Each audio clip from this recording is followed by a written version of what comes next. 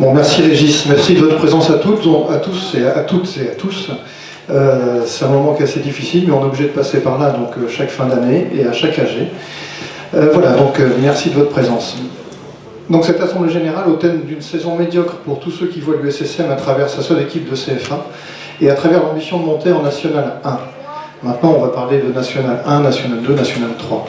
Mais une bonne saison pour tous ceux qui vivent l'USSM de près, on va essayer de vous le démontrer, l'USSM de près, voire en son sein. Sur le plan sportif, les managers, les responsables vous présenteront les résultats des différentes équipes, mais je tiens à souligner la montée en DH de nos U19, antichambre de la DH ou de la Nationale 2 pour nos jeunes.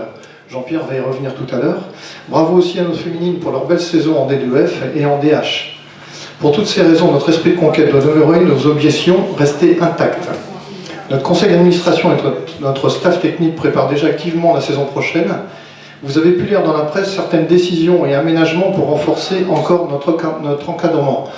Désolé pour ceux du club qui l'ont appris par la presse, on n'aime pas ça, on aime mieux le faire nous directement, mais simplement là il y avait très peu de matchs entre les deux, on n'a pas eu non plus de conseil d'administration, donc voilà, ça s'est passé comme ça, mais l'idée c'est de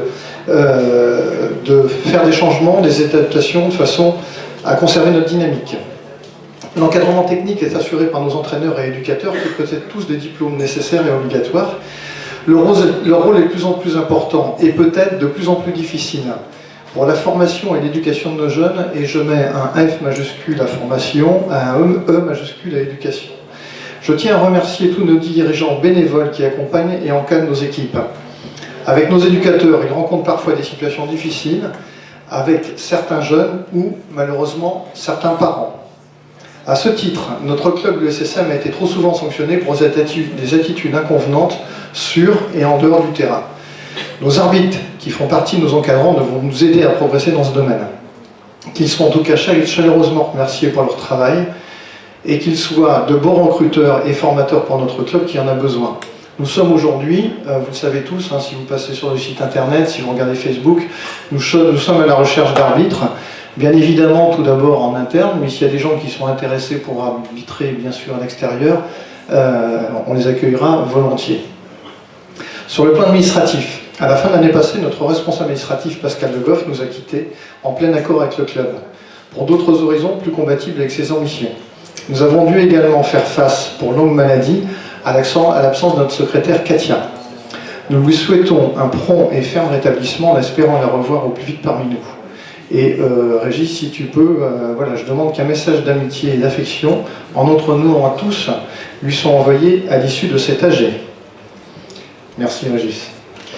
Heureusement, Fabrice Roland nous a rejoints début février en tant que responsable administratif et financier. Il nous a rapidement fait apprécier ses qualités et ses compétences. Et le conseil d'administration, à l'unanimité, a décidé de l'embaucher définitivement.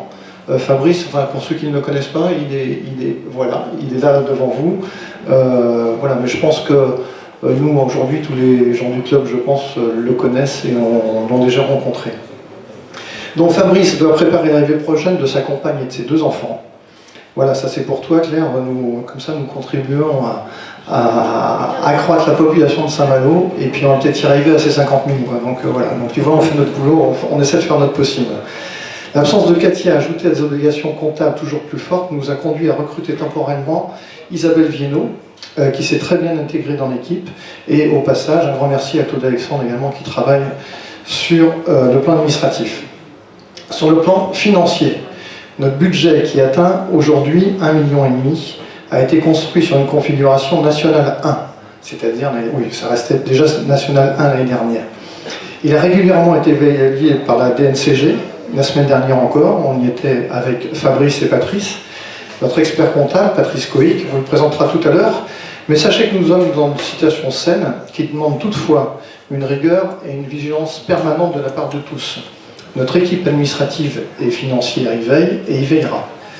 Sur le plan des partenaires, nous dépassons aujourd'hui le chiffre des 200 partenaires qui représentent plus de 75% du budget du club. Pour être plus clair, c'est 1 130 000 € qui proviennent de ces entreprises, contre 850 000 l'année dernière, soit une augmentation cette année de 280 000 €. C'est assez exceptionnel. Sans ces partenaires-là, impossible de continuer, de garder notre projet et nos ambitions. Chacun d'entre nous, joueurs, éducateurs, bénévoles, chacun d'entre nous doit être conscient de cette situation. Nos partenariats dépendent évidemment de nos résultats sportifs, et Marc pourrait le dire mieux que moi, mais ils dépendent aussi de notre capacité d'animation.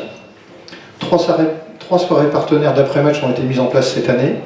Les matinales des Diables Noirs, c'est-à-dire que tous les derniers vendredis de chaque mois, avec les partenaires, on organise un petit déjeuner, pour que ce soit un lieu de rencontre tout simplement, et travailler les réseaux. Avec l'autorisation de travaux de la ville, le club, l'USSM, a investi plus de 100 000 € dans les panneaux LED. Il faut voir que ces 280 000 €, ça ne tombe pas de la lune, et personne n'a un revolver sur la tempe pour nous les donner. Donc c'est un vrai travail. Merci Marc. Merci à cette commission partenaire.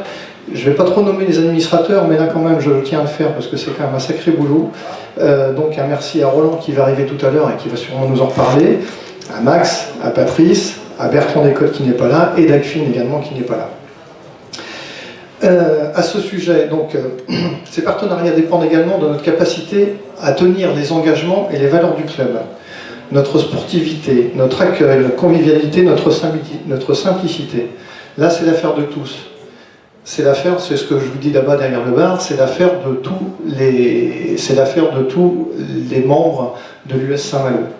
Je répète que ce soit l'accueil, toute notre sportivité, c'est-à-dire que les gens qui vont accompagner les équipes, tout ça c'est important pour nos partenariats. Voilà, sur le plan emploi-formation, d'ailleurs à propos des partenariats, nous avons lancé il y a quelques mois une commission RSO qui va correspondre un petit peu, certains connaissent l'entreprise, la responsabilité sociétale des entreprises. Pour un club, c'est la responsabilité sociétale des organisations, qui est emmenée par Mélissa Plaza. Et là aussi, c'est travailler également pour les entreprises, et travailler les valeurs du club et les garantir à nos partenaires. On a également un vrai travail à faire à ce niveau-là. Voilà. Sur ces 280 000 €, c'était notre engagement, il fallait y arriver, on y est arrivé. Mais c'était notre engagement de début de saison. Il ne faut pas croire qu'on a un résultat exceptionnel cette année. Non, c'était notre engagement et c'est ce qu'on avait déjà prévu dans notre budget.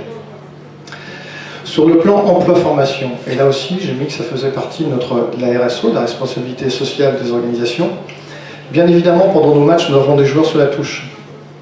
Ce qui est bien évidemment plus ou moins bien accepté, et ça c'est normal, mais nous ne voulons pas qu'ils soient sur la touche dans la vie. C'est pourquoi un gros travail est fait par nos administrateurs et bénévoles. Donc j'ai vu Alain Bénard tout à l'heure qui s'en occupe.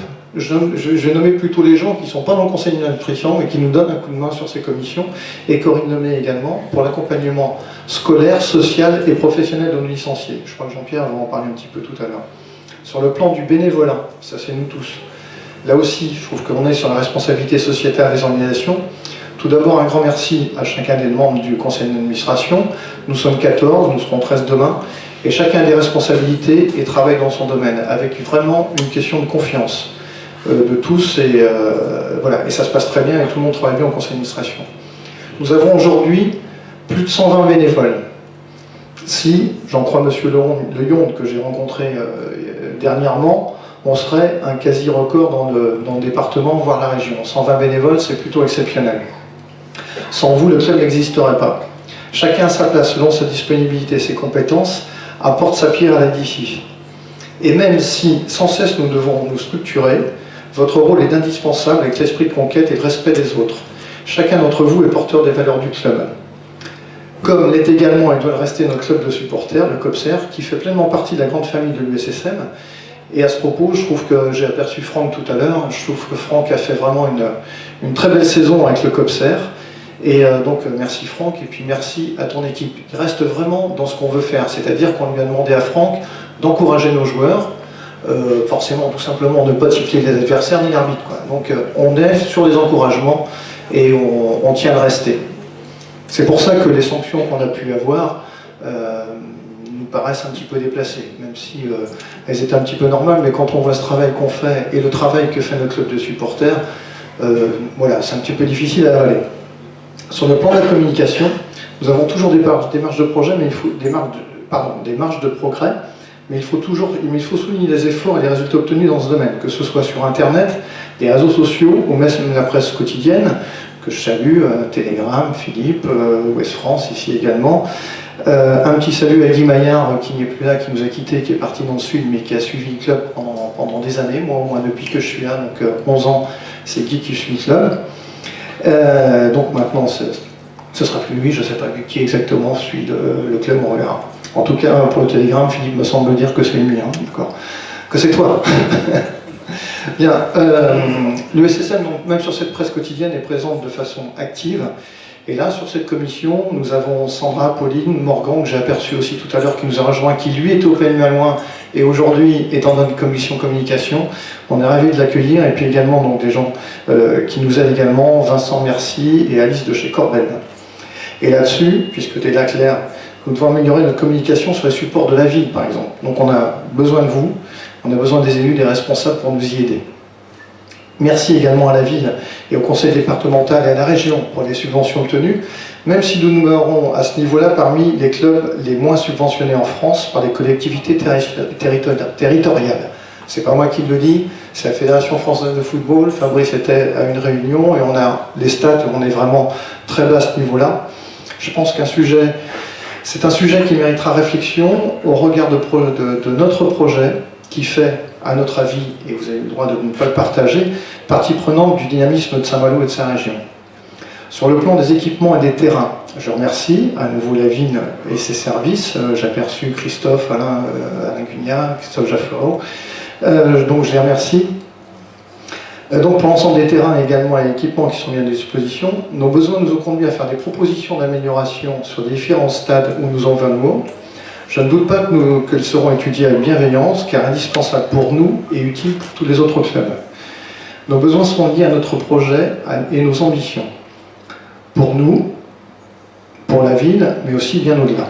Aujourd'hui, ces besoins ne sont pas satisfaits au regard des contraintes qui sont les nôtres, liées notamment au niveau sportif auquel nous évoluons.